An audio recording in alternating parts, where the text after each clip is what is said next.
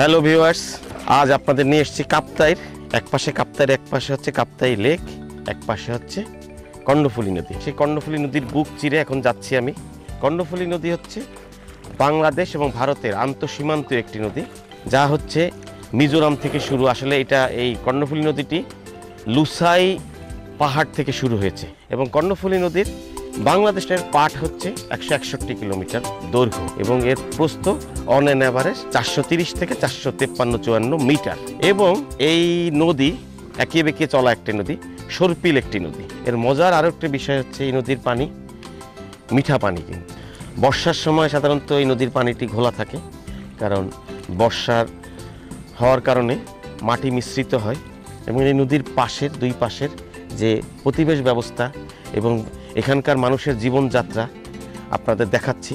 এবং এই নদীটি আমাদের দক্ষিণ পূর্বাঞ্চলের একটি প্রধানতম নদী। এই নদী ঘিরেই বৃহত্তর চট্টগ্রামের সভ্যতা গড়ে উঠেছে, এই নদী এবং সাগরকে ঘিরে। এই নদী নিয়ে গান আছে, এই নদী নিয়ে অনেক গল্প আছে। এই নদীর নামকরণটা আরও মজার।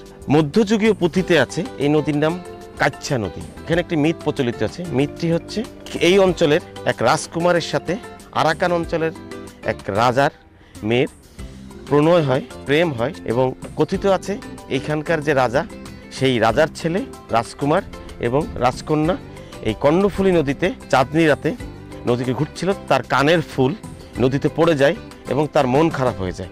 এবং সে মন খারাপ হওয়ার কারণে সে নদীতে ঝাঁপ দেয় তার এই কানের ফুল খোঁজার জন্য।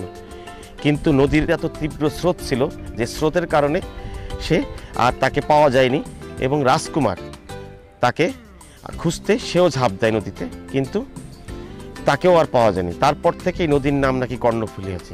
এটা গল্প, এটা আমরাও জানি না, তবে এই নদীর অনেক ইতিহাস আছে। আপনারা আমাদের সাথে থাকুন।